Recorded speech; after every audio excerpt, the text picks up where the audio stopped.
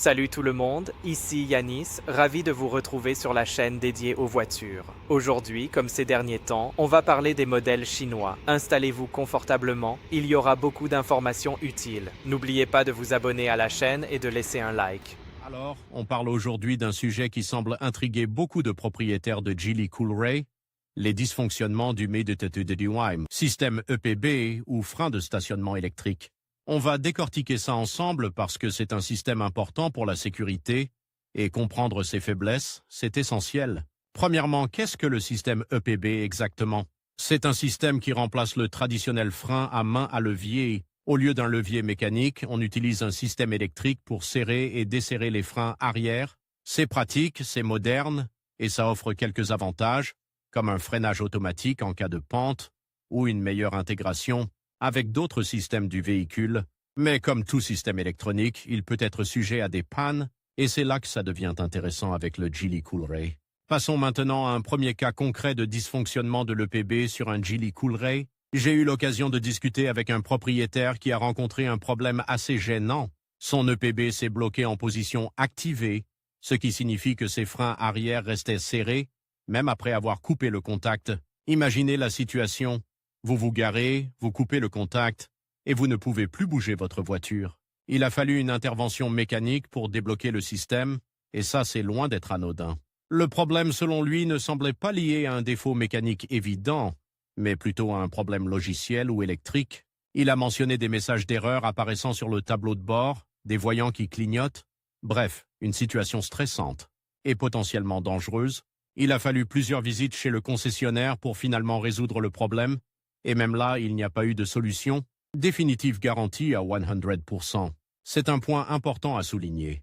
La résolution de ces problèmes peut être longue et complexe. Ce cas, bien qu'individuel, illustre les risques potentiels liés au dysfonctionnement de l'EPB sur le Geely Coolray. Il est crucial de rester vigilant et de surveiller attentivement le fonctionnement de ce système. Si vous remarquez le moindre signe anormal, n'hésitez pas à consulter un professionnel sans tarder. On ne plaisante pas avec la sécurité routière. Et n'oubliez pas de partager vos propres expériences en commentaire. Ça peut aider d'autres propriétaires de Geely Coolray confrontés à ce genre de problème. Alors, on continue avec les problèmes du système EPB sur le Geely Coolray. On a déjà abordé plusieurs cas, mais aujourd'hui, je vais vous parler de deux autres situations qui montrent à quel point ce système peut être capricieux. On dirait qu'il a deux personnalités.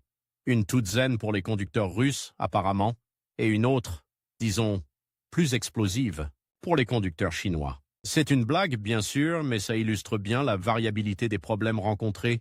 Premier cas, on a un nouveau témoignage d'un propriétaire de Geely Coolray qui a rencontré un dysfonctionnement du système EPB. Il a décrit un bruit étrange, un genre de grincement métallique, qui accompagnait le message d'erreur « Dysfonctionnement du système » EPB sur son tableau de bord. Le frein à main électrique ne fonctionnait plus correctement et il a dû faire appel à un dépanneur. Après inspection, il s'est avéré qu'un composant interne du système était défectueux. Ce qui est intéressant, c'est que la voiture était relativement récente, avec moins de 20 000 km au compteur. Ça montre que le problème n'est pas forcément lié à l'usure, mais plutôt à un défaut de fabrication ou un problème de conception.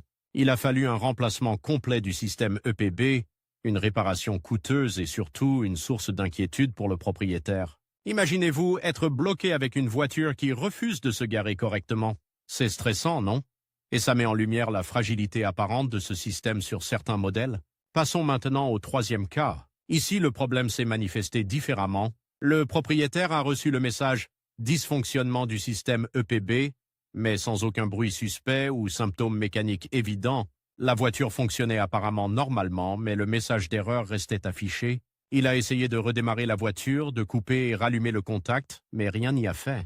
Il a finalement dû se rendre chez un garagiste qui a effectué un diagnostic complet du système. Il s'est avéré qu'un capteur était défaillant. Le remplacement du capteur a résolu le problème, mais cela souligne encore une fois la complexité du système EPB et la multitude de points de défaillance potentiels. On voit bien que même un simple message d'erreur peut cacher un problème plus profond et nécessiter une intervention technique. Ce n'est pas juste une question de ça marche ou ça marche pas, c'est beaucoup plus subtil que ça. En résumé, ces deux cas, ajoutés aux précédents, montrent clairement que le système EPB du Geely Coolray peut présenter des dysfonctionnements variés et imprévisibles. Il est important de rester vigilant et de surveiller attentivement le fonctionnement de ce système. N'hésitez pas à vous faire accompagner par un professionnel si vous constatez le moindre problème. Et surtout, partagez vos expériences en commentaire. Vos témoignages sont précieux pour aider d'autres propriétaires de Geely Coolray.